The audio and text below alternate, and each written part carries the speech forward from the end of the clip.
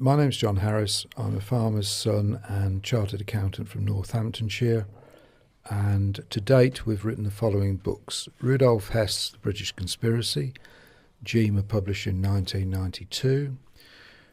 Hess, The British Conspiracy, Andre Deutsch, 1999.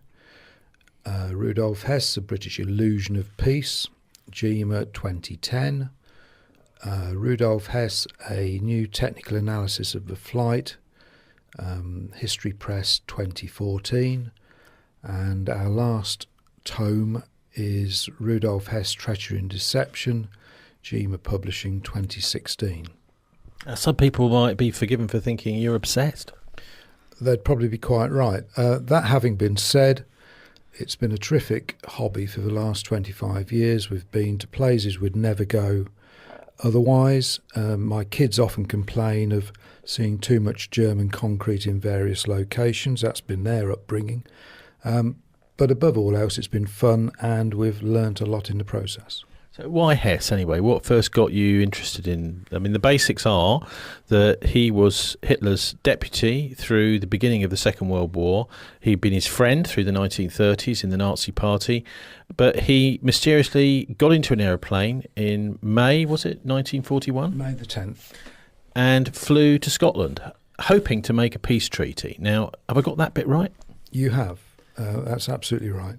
Rudolf Hess was not actually born in Germany. He was born in Egypt, which was under British control at that time. But the other biographical detail that you've given is absolutely spot on, yes. So what was the purpose of the trip? Well, the real purpose, and maybe what was sold to the public? According to the German communique, which was issued on the 13th of May, Hess was delusional, and he had managed to obtain the use of a plane, and on that... Stolen a plane, really? I think you're right. I think it was stolen a plane, and on that basis he had seen fit to fly to Scotland. That was the official German line at that time. But don't forget, Germany at that time was in a pretty precarious position. They'd got Barbarossa in the advanced planning stage. Now, was at that time the secret plans to invade the Soviet Union, because they had a pact with Stalin. That's correct. The pact had been signed in the February of 1940. That was still extant, and so Hitler had secretly planned with the German army to invade Russia on the 15th of May 1941. Eventually, it took 38 days later for the plans to come to fruition, but that at the time of the Hess flight, that was the information that was to hand. Okay, so what was the real reason behind it then? Because there's lots of speculation about this, and also the other peculiar thing about Rudolf Hess was that once he flew to Britain, he was imprisoned, and I imagine he was interrogated, but he spent much of his life in Spandau jail in Berlin on his own. In fact, for many years he was the only inmate there. So just take us through what you found out about what was really going on. Okay, so a bit of a timeline first. Hess crashed at a place called Eaglesham, Floor's Farm at Eaglesham, at 9 minutes past 11 on May the 10th, 1941. And that's near Glasgow somewhere, is it? Just south of Glasgow, about 5 miles south of Glasgow. From there, he was taken to Busby Scout Hut by the local Home Guard, then taken to Giffnock Scout Hut, where the police were operating, then to Maryhill Barracks, where he spent the first evening of captivity, and eventually, via various means, he ended up in the Tower of London on May the 17th, 1941, and spent the rest of the war in a large house just by Aldershot and a sanatorium at Abergavenny in Wales. From there, he was flown from Madeley Airfield across to Nuremberg to stand trial in 1946.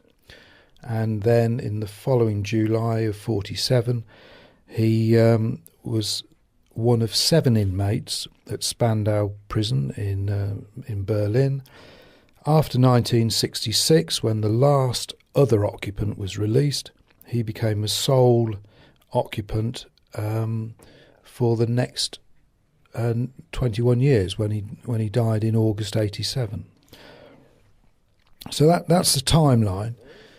As to what was actually happening, well, Hess clearly believed, he thought, by making the flight, he could obtain an agreement or a settlement with Britain to thus allowing Nazi Germany to invade Russia unencumbered or unhindered by trouble in the West or potential trouble in the West. In arriving at that decision, the interesting thing is what he was being told would happen on his arrival and how that peace negotiation might actually take place. Because clearly he had to get himself into a position of being able to conclude a peace with the British, which in itself was actually quite a difficult thing. The British often cite the fact that he was attempting to make contact with the Duke of Hamilton. And that's all very well at one level, but the Duke of Hamilton certainly wasn't in a position to conclude peace with anybody. At that time, he was in charge of RAF Turnhouse, just outside Edinburgh. He wasn't actually at home at Dungavel House, which is again where it's often suggested Hess was aiming for to meet. So I'm afraid we're not altogether convinced of the official story in any way, shape or form. So what do you think Hess, what was his aim? Where did he want to land and who did he want to meet there? Well, clearly, in order to conclude a peace, he had to meet somebody who was capable of giving him that objective. I mean, isn't it possible maybe that the Duke of Hamilton was running some kind of clandestine pro-Nazi network in Britain that could basically keep him hidden and look after him? Some people might think that. I think it's fair to say we don't. The Duke of Hamilton, along with a large part of the British aristocracy, clearly had pro-German sympathies right up to the outbreak of the war and possibly beyond it. But it has to be said that a large part of the British aristocracy also then fell full square behind the British military mission. And as I said already, the Duke of Hamilton was the base commander of our RAF Turnhouse. That's not to say that there wasn't a significant part of the British aristocracy who, after all, had the most to lose if Germany were to invade, would not have sanctioned or were working towards some form of negotiated settlement with Germany. I mean, let's put this into context, because there were a lot of people in Britain who were afraid, quite rightly, of Bolshevism and the Soviet Union, who actually saw Nazi Germany as a bulwark against it. Absolutely, and throughout much of the 20s and 30s, much of the British aristocracy, who were in part even related to the German ruling classes, had spent a lot of time fighting the German Nazis. The German Nazi Party were very smart in inviting all and sundry to their various Nuremberg rallies as well. And to be fair, Hitler had actually presided over an economic miracle in his own country. So I can wholly understand why one would see the German fascist state as quite a convenient bulwark or buffer state between the British ruling classes and Bolshevism, who since 1917 had been going around Europe deposing kings, monarchs and governments. So self-interest is actually quite a driving force in this story, and I can quite understand why the British upper class would seek to preserve that self-interest. Anyway, his mission was a complete flop. How was he convinced? How have you found that what was going on in Nazi Germany, in Berlin particularly, to convince Hess that he had a cat in hell's chance of actually persuading the Brits to come to peace?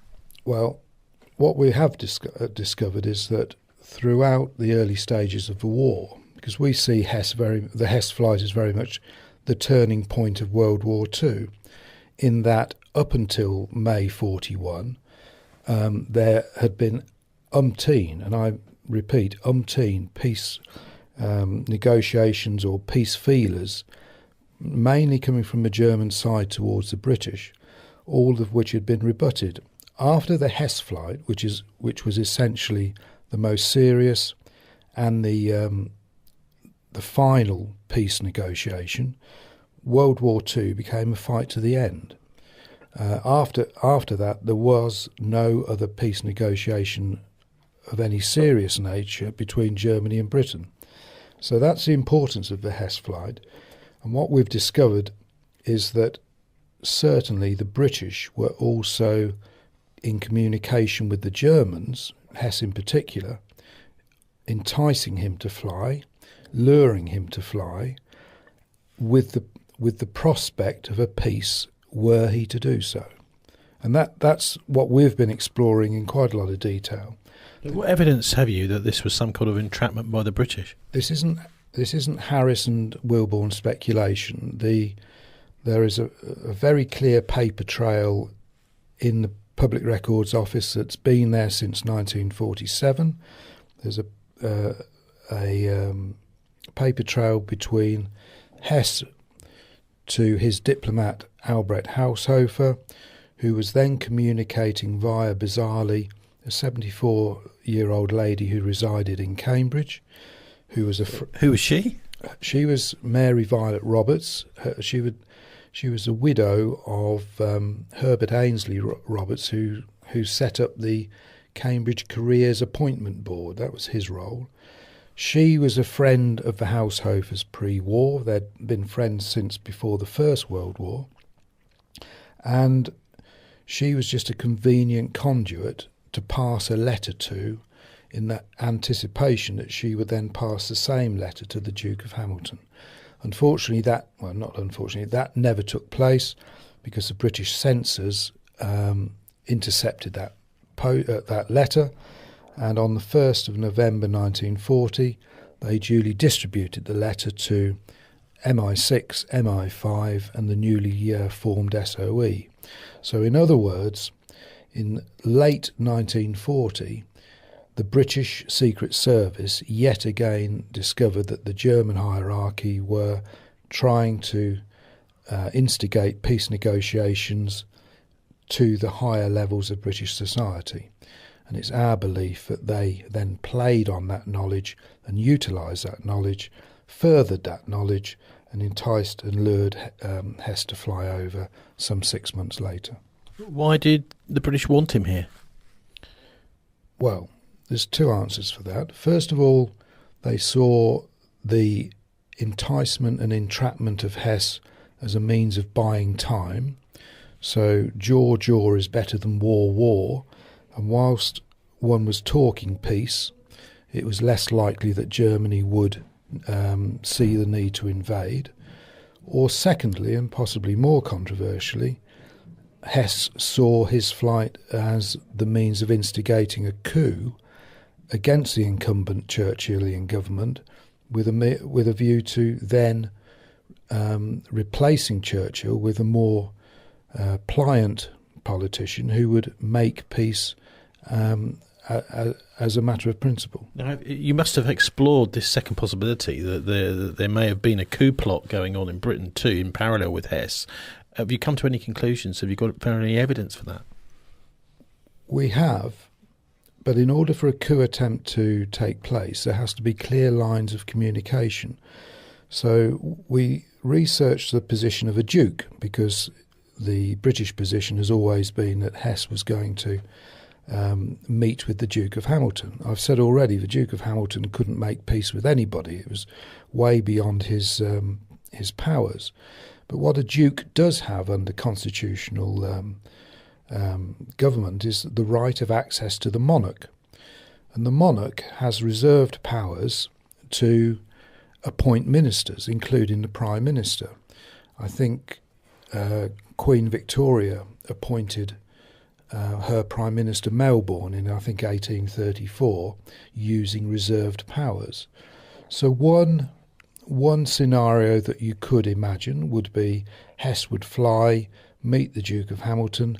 The Duke of Hamilton could constitutionally have access to the monarch, and the monarch could then prorogue Parliament and appoint a new Prime Minister, Halifax or somebody like that, that would then have made peace with Nazi Germany. That's one scenario. Another scenario would be to obtain the same outcome by a different means. So if for instance, Hess was to fly into Scotland not to meet the Duke of Hamilton, but perhaps a member of the Polish government in exile, who at that time were in control of 30,000 fairly heavily armed soldiers in southern Scotland. That knowledge, if Sikorsky, the wartime leader, wanted to make an independent peace with Nazi Germany, that, of course, was the reason that Britain went to war against Germany in September 1939.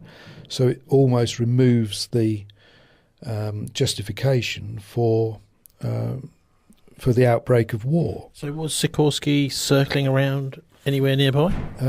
General Sikorsky was en route back from a fundraising tour in Northern America in a Consolidated Liberator bomber, and he landed at Prestwick in the early hours of the 11th of May.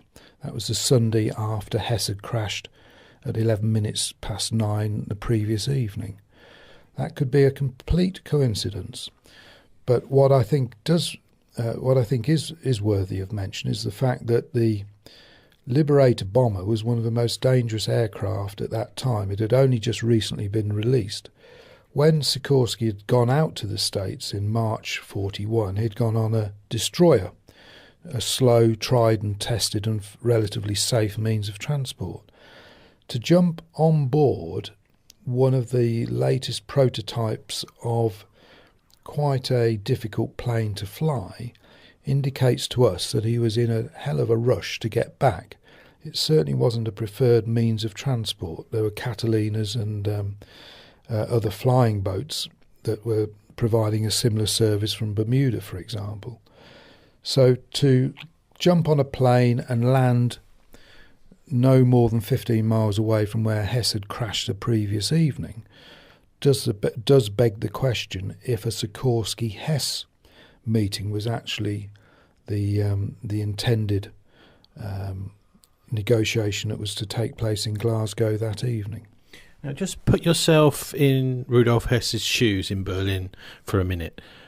What do you think was happening to persuade him to take this extraordinary move of taking a Messerschmitt 110 and flying all this way?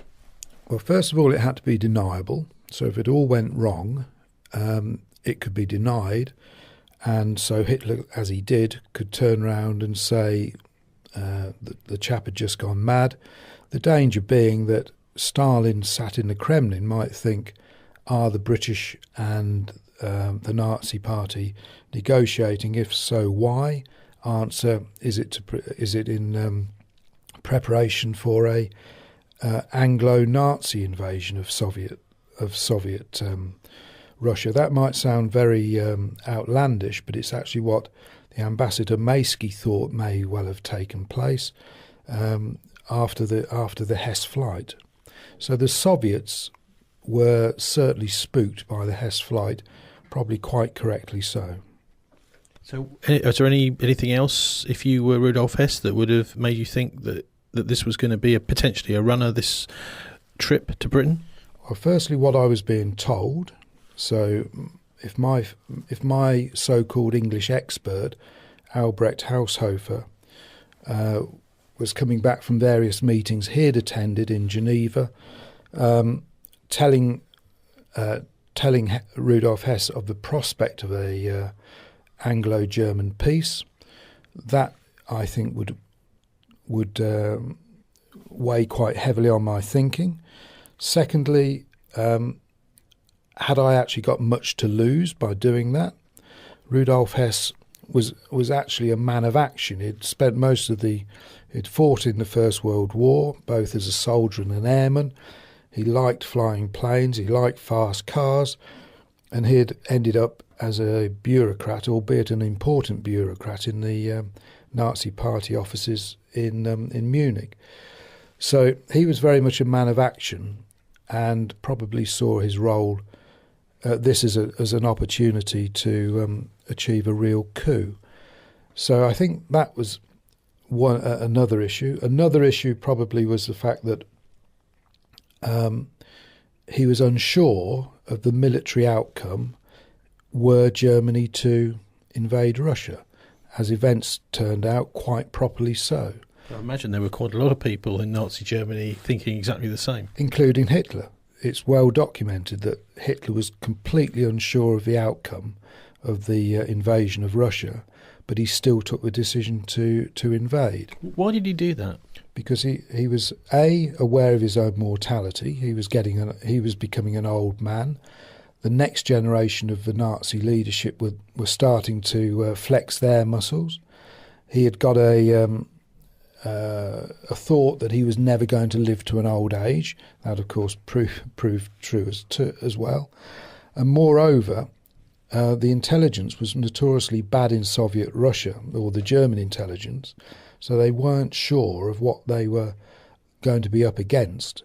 But clearly the arms industry was rapidly rearming the Soviet army after the purges of the 1930s, so they were running out of time.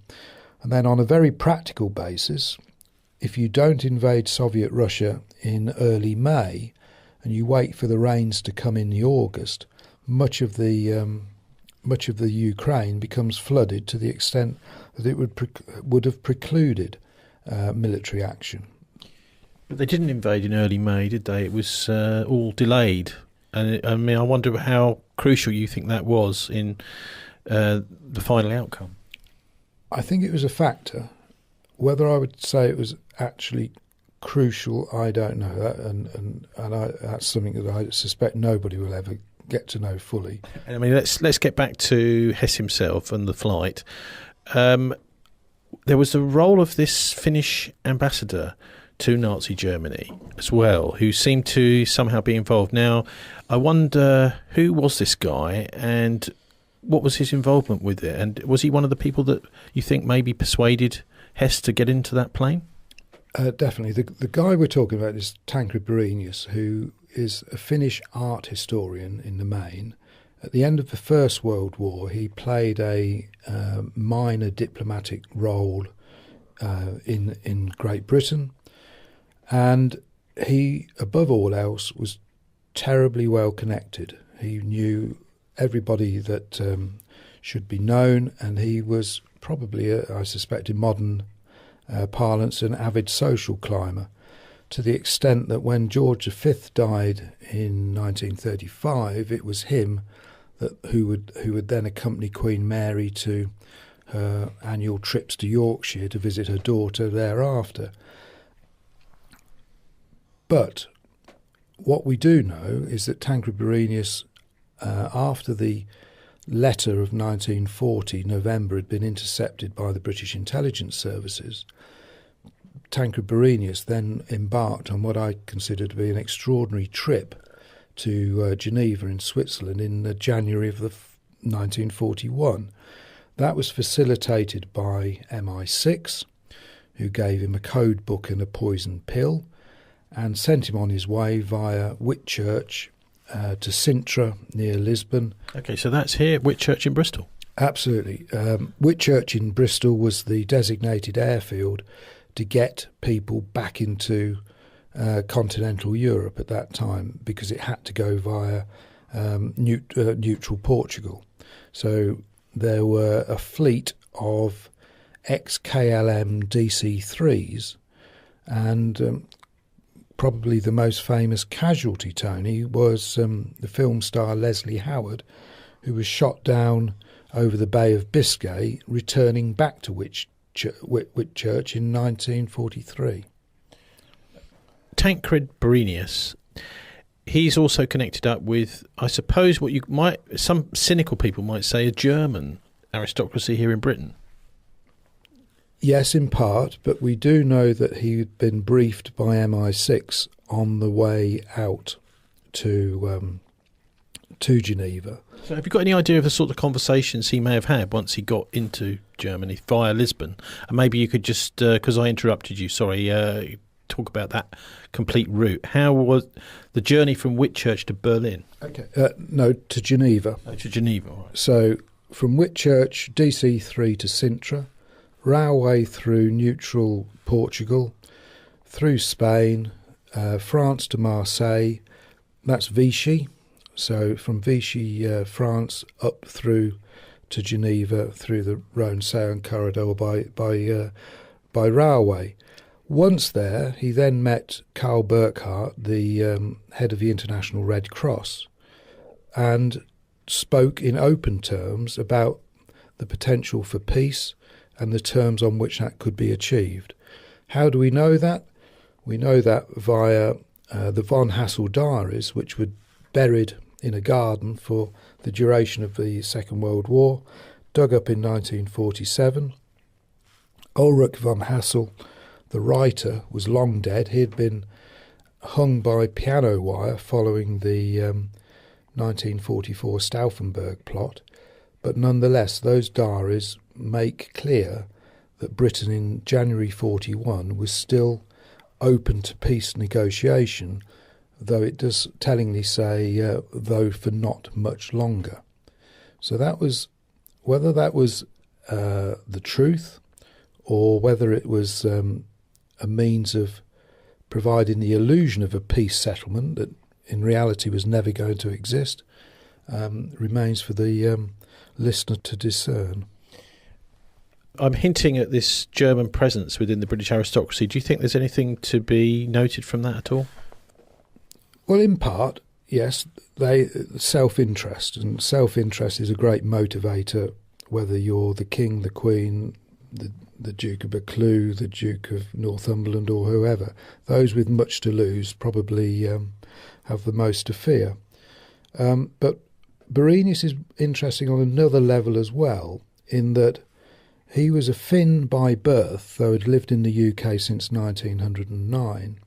But on the outbreak of war, he had become secretary to the Polish Relief Fund, which was the biggest relief fund in financial terms, then extant in Great Britain. And through that position, he had come to know General Sikorsky. He had come to know Victor Cazalet, who was the MP for Chippenham, and who was the British liaison to the Polish government in exile. And I don't believe it's a coincidence that Hess chose to fly into the only bit of British airspace that was A, controlled by the Duke of Hamilton, and B, on the ground, was militarily under the control of the Polish government in exile. So I keep coming back to that strand. So it is quite possible that in addition to a settlement involving the upper echelons of the British society, perhaps that settlement was going to be facilitated by the Polish government in exile or the Polish military in extremis, because after all, that is why Britain was at war, because Poland had been invaded in the September of 1939. What about the interrogation of Hess? Obviously somebody who's right at the very top of the Nazi party is going to be of great interest to the British once they've captured him. And can you take us right through and up to Nuremberg? Because this is another opportunity to find out a lot from Hess, in fact here in a public sphere. Well, interestingly enough, the very, very first person to interview Hess in in Giffnock Scout Hall was a guy called Roman Battaglia. And Roman Battaglia was a Polish intelligence officer who, pre-war, had known Karl Burckhardt extremely well, to the extent that when Battaglia and his wife were evacuated to France, the Polish government in exile ended up in Angers on the French coast, or near the French coast. And Mrs. Battaglia had actually written to Karl Burckhardt asking him for a loan of some money. So they were quite closely connected. And when we learnt that the first man to interview Hess was on very friendly terms to the head of the International Red Cross, who Hess's emissary, Albrecht Haushofer, had met a fortnight before. We began to think or wonder if in fact this was a German-Polish mission rather than a German-UK mission, or a British intelligence ruse. Fast forward to Nuremberg, because Hess appeared there. One would expect that this is an opportunity for him to tell his side of the story, really. Absolutely. Many people were looking forward to Nuremberg to actually find out the truth behind the Hess affair. The reality was somewhat different. For the first part of the trial, Hess feigned amnesia. Throughout his imprisonment, there'd been issues as to whether or not he was actually amnesiac or whether it was merely a pretense. Hess was quite wily. He was very intelligent.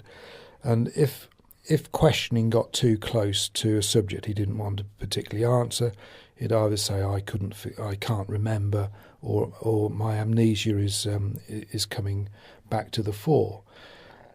If one carefully studies the transcripts between Hess and his counsel at Nuremberg, there are no signs of amnesia. Hess was writing back to his family. There are no signs of amnesia. It's very much the case that amnesia was a convenient excuse, I suspect, for when Hess didn't want to answer a particular question. There are also the question of what drugs were being supplied to Hess during the Nuremberg trials, and his doctor is on record of prescribing drugs that today are used for extracting truth from prisoners. So when Hess finally took the stand to conclude his case for the defence, to be fair, there was a lot of rambling, incoherent speech. That was at one stage he was referring to Russian show trials, where it was known that the defendants had been drugged prior to their attendance. So anybody expecting a full exposé of the truth behind the flight was sadly disappointed. And it's not an unreasonable suggestion that he was in some way drugged to prevent a sensible explanation being delivered. If the British were involved in coaxing Hess to leave Hitler's side in 1941, what was the actual political effect in Nazi Germany of Hess leaving? There was some quite comical reactions at one level.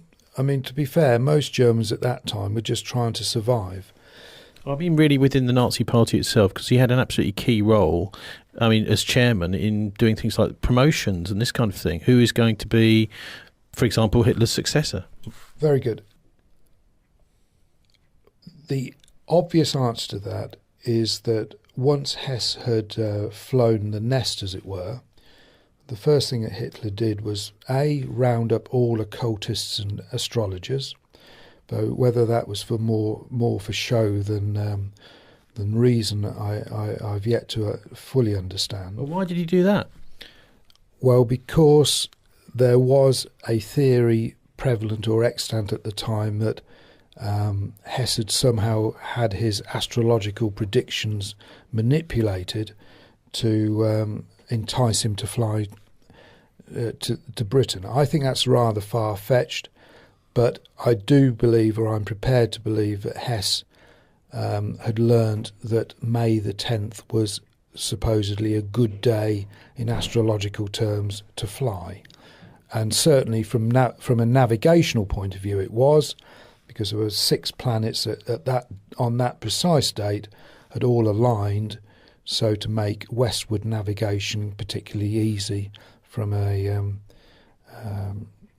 navigational point of view. Is there any evidence that Hess used to have his astrologers and he believed in this kind of thing? Was there any evidence for that? There is some evidence, and there was a guy called von Klafter, I believe his name was, who was operating in Switzerland, that British intelligence had started to influence his predictions.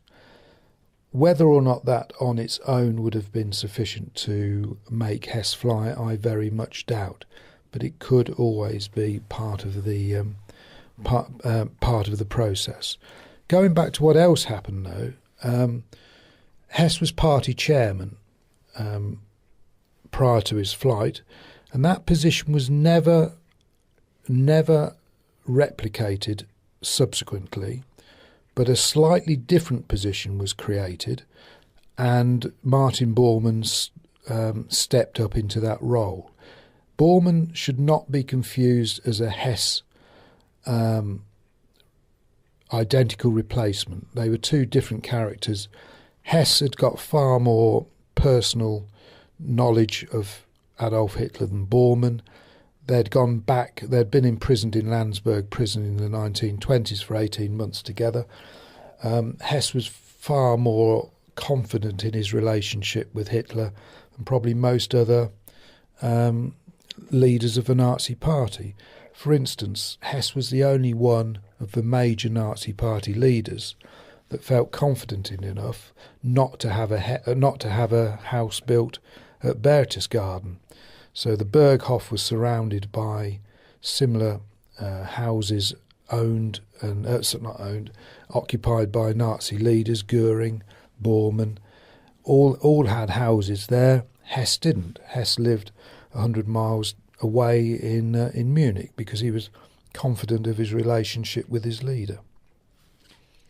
Looking at the whole situation afterwards, were there any changes to the way that the Nazi Party was operating after Hess left?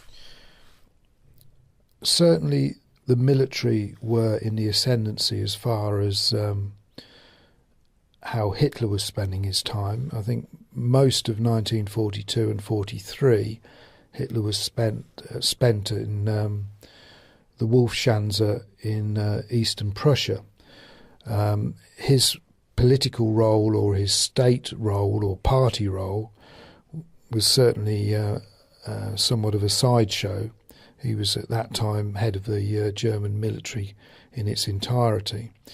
So any civil roles and responsibilities, there was, I guess, somewhat of a vacuum, and that was a vacuum into which Bormann readily was quite happy to step into. There is this character, Joseph Rettinger, a Pole, who has played quite an important role during World War II and after World War II.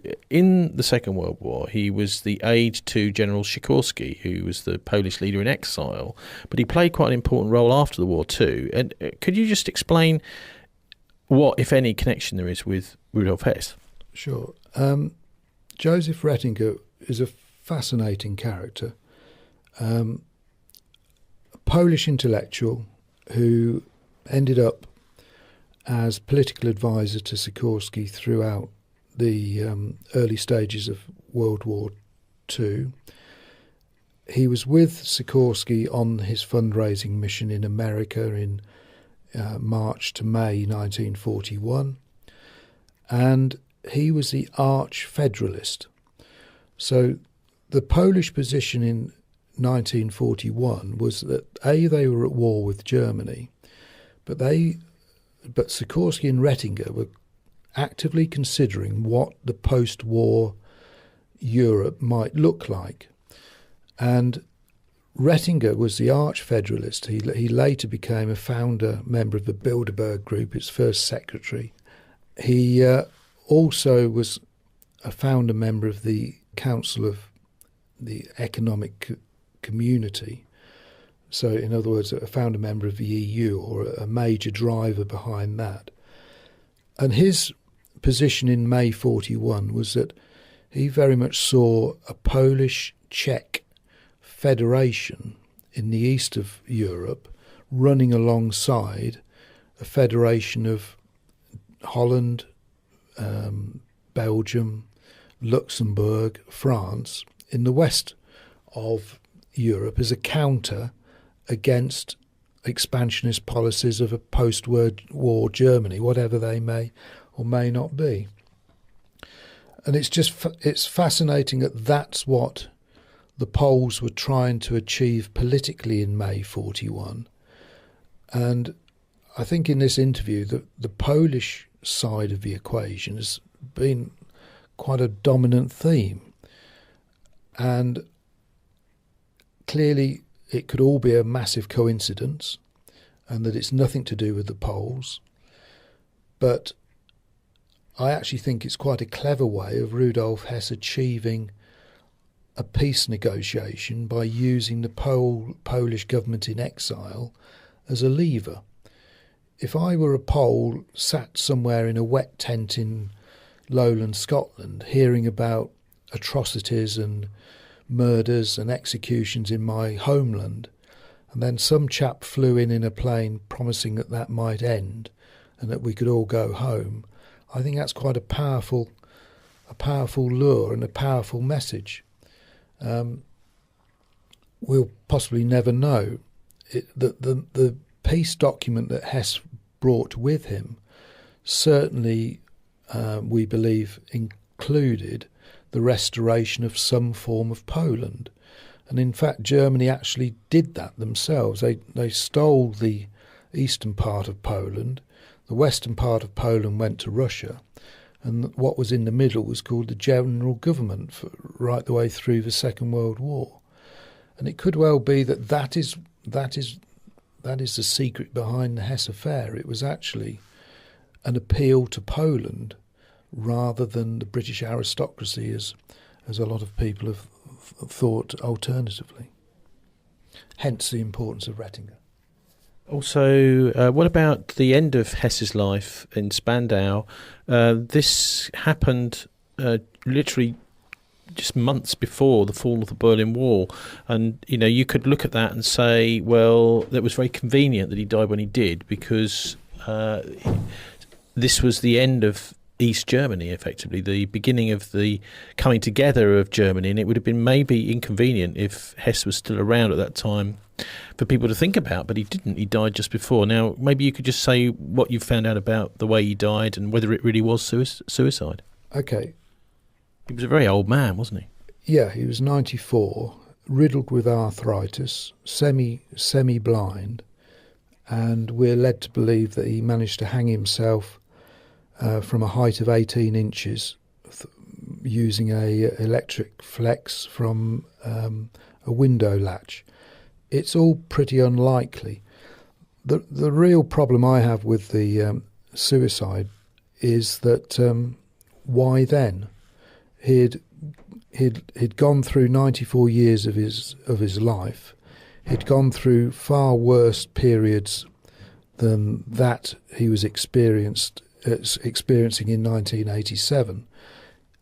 He had, in fairness, he had tried to take his life on two other occasions in Maindif Court in Abergavenny, but whether they were more cries for help and signs of failure, I don't know. It just that was more at the time of the actual flight itself. It wasn't sort of decades afterwards. No. That was during the Second World War. Shortly after, he tried once in Aldershot by jumping over a banister, but whether or not he actually thought he would kill himself, because in the event he merely fractured his pelvis, I think.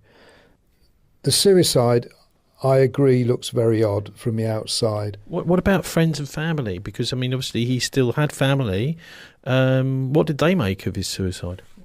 Well, I've spoken to the grandson about the suicide, and he's of the opinion that it wasn't a suicide.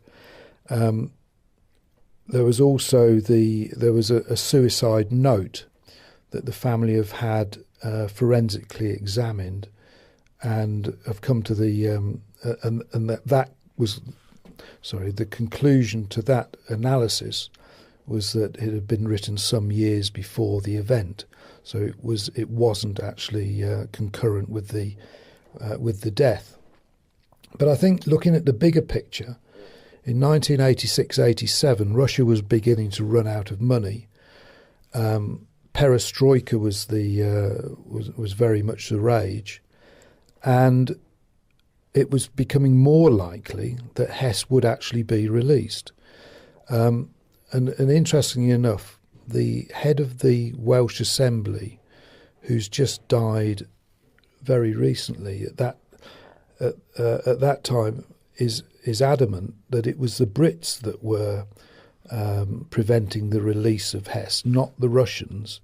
The Russians have always been blamed for retaining Hess within Spandau. Right, because that was in the eastern Germany, effectively, wasn't it? It was in the east part of Berlin, and so the rationale previously has been that was the justification for keeping Russia in Berlin. But the Russians actually wanted him to die in prison so that the truth didn't come out. Actually, how could it be that the Brits did if he's in Russian hands? No. I think it's the other way around. I think the Brits wanted him to die in captivity so that the truth would never come out. But then when the Russians made noises that he might finally be released, that could be seen to be an impetus for resolving that particular issue. Why do you think that? Because the most obvious explanation is that the Russians were behind this, suiciding of Hess rather than the Brits, because he was in Russian hands. No, not at the time. At the time, it was, I think, the British were in control, and the four powers took it in turns to control Spandau prison. Uh-huh. And at the time of the death, I believe it was either an American or British turn to control Spandau. It certainly wasn't a Russian. It certainly wasn't the Russian period, anyway. Can you just sum up why you think Hess is still an interesting topic today? Certainly. I think the Hess affair is fundamental to the post-war outcome of Europe. I think it set the agenda for the last 80 years politically. And I think now the same debates that were that were being held in the spring of 1941 are currently being taken with regards to the Brexit negotiations and the British role within Europe and the extent of Europe with regards to how far eastwards Europe actually goes. So I'm afraid the topics that were relevant back in 1941 are very, very relevant today. I think can you just expand on that a bit? How can we see any kind of parallel between Brexit and World War II? Because as I understand Britain today, there are 52% of Britons who presumably wish to still leave Europe, and 48% do not. Those 48% are trying their hardest to scupper plans for leaving Europe in whatever way they can. Back in 1941, there was a British politician, Churchill, who had made it quite clear his strategy was to fight on the beaches and wherever else against the German invasion, whereas the British aristocracy would, I suspect, have made a convenient peace, thus safeguarding their possessions and their self-interest. So I think there is a distinct parallel between the two periods of history.